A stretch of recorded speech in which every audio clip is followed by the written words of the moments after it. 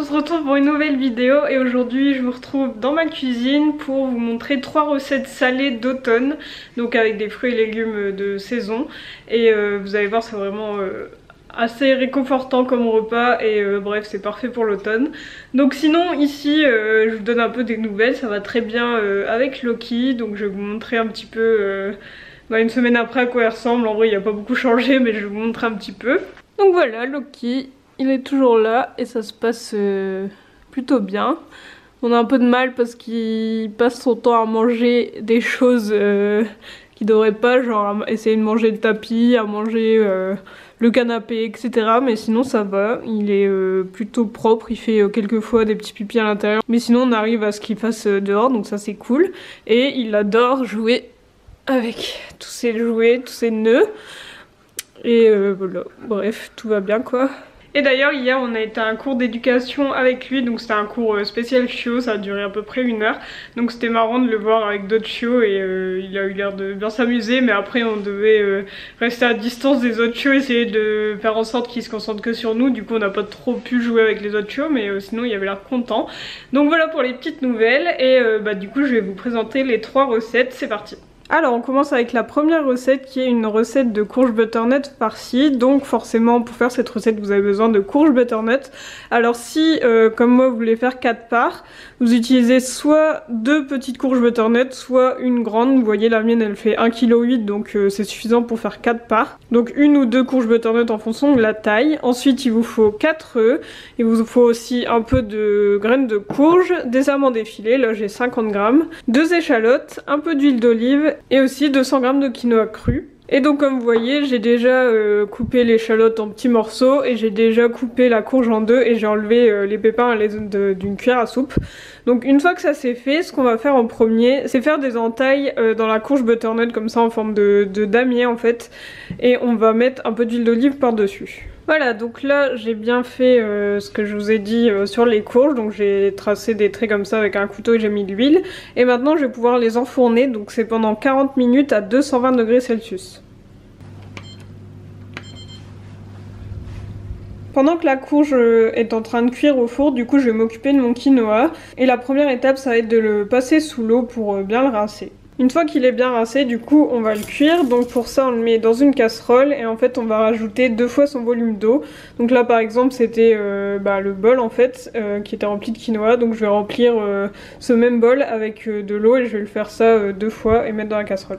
Donc pour le quinoa, vous regardez ce qui est écrit sur votre paquet, mais moi en tout cas c'était écrit qu'il fallait donc mettre, comme je vous l'ai dit, un volume de quinoa pour 2 volumes d'eau. Et j'ai fait cuire ça 10-20 minutes à feu plutôt fort et à couvert.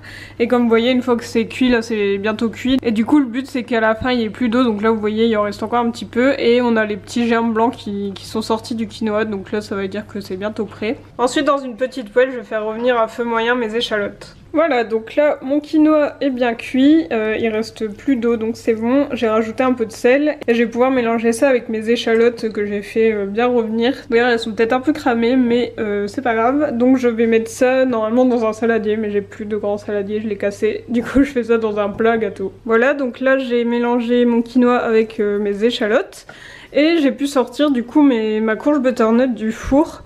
Donc vous voyez elle est bien cuite et en fait dans le four donc je l'avais posée sur une grille avec un tapis cuisson en silicone. Et là pour les sortir j'ai un peu galéré, donc je les ai mises dans un plat assez grand. Puis comme ça après quand je les mettrai à recuire, comme c'est dans un plat ce sera plus pratique à sortir.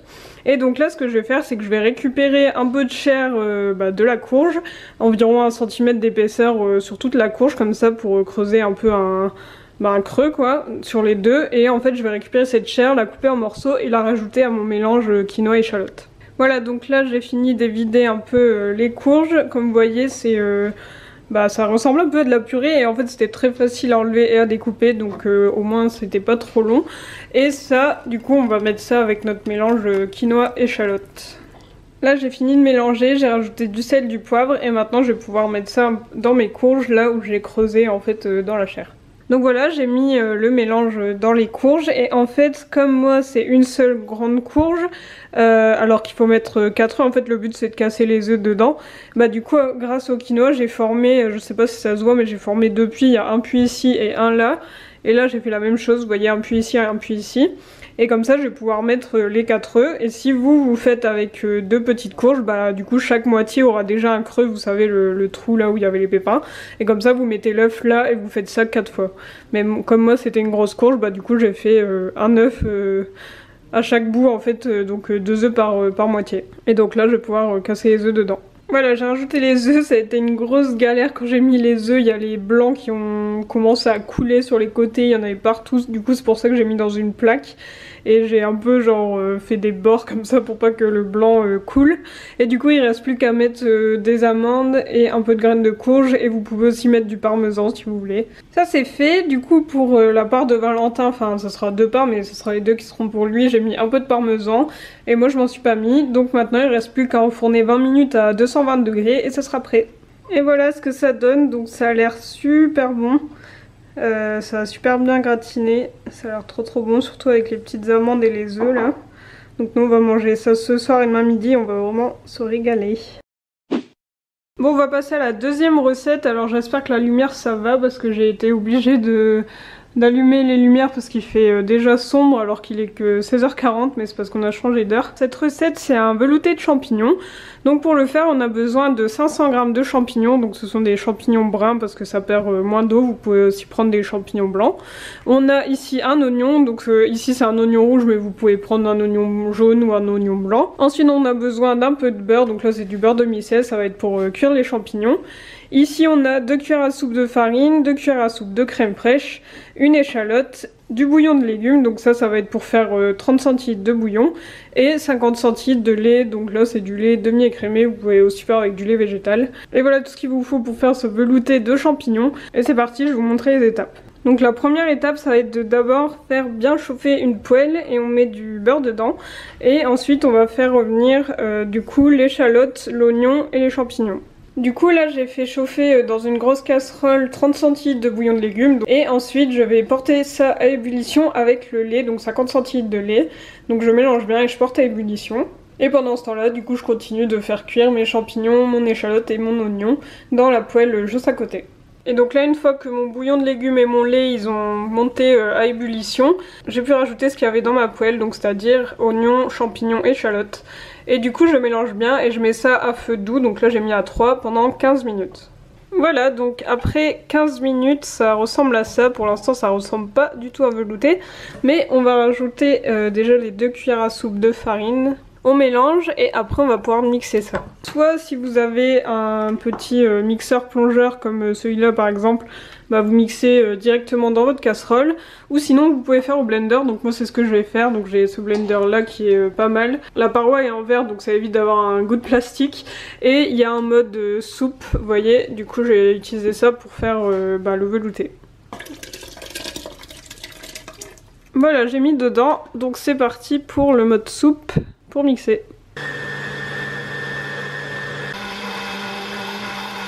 Voilà, donc là vous voyez c'est déjà bien onctueux, donc c'est presque fini. Et donc là en fait on remet à la casserole et on va laisser chauffer comme ça à feu doux pendant 15 minutes. Et pendant ces 15 minutes on remue assez régulièrement. Et une fois que les 15 minutes sont passées, il ne reste plus qu'à rajouter les 2 cuillères à soupe de crème fraîche. Et voilà, le velouté de champignons est prêt, donc j'ai rajouté quelques graines de sésame par-dessus pour ajouter un peu de croquant. En général, nous, nos soupes et nos veloutés, on les mange avec du pain beurré, mais je vous assure que là, ce velouté, il est tellement bon, ça a vraiment le goût de champignon. Au final, c'est vraiment super bon en le mangeant comme ça, sans pain. Par exemple, en entrée, c'est vraiment parfait. Et c'est vraiment une soupe idéale pour l'automne, pour se réchauffer quand il fait froid dehors. Donc voilà, je vous conseille vraiment de la tester et de m'en dire des nouvelles. Alors on se retrouve le lendemain, donc là on est lundi matin. Hier finalement j'ai pu faire que 2 recettes parce qu'il faisait noir après, donc ça allait pas trop au niveau de la lumière. Donc là on est lundi matin, je vais vous montrer la 3e et dernière recette et ça sera donc un risotto d'automne. Donc pour le faire vous avez besoin d'un demi potimarron, donc comme vous voyez je l'ai déjà épluché et découpé en petits cubes.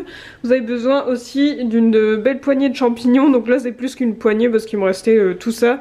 Là il y a 250 g de champignons, je vais voir si je mets tout ou pas. Ensuite il nous faut un oignon rouge, 300 g de riz rond, donc c'est du riz à risotto. Ensuite il vous faut aussi une poignée de noisettes, donc moi j'ai 100 g mais à voir si je mets tout ou pas, vous pouvez juste avoir une petite poignée.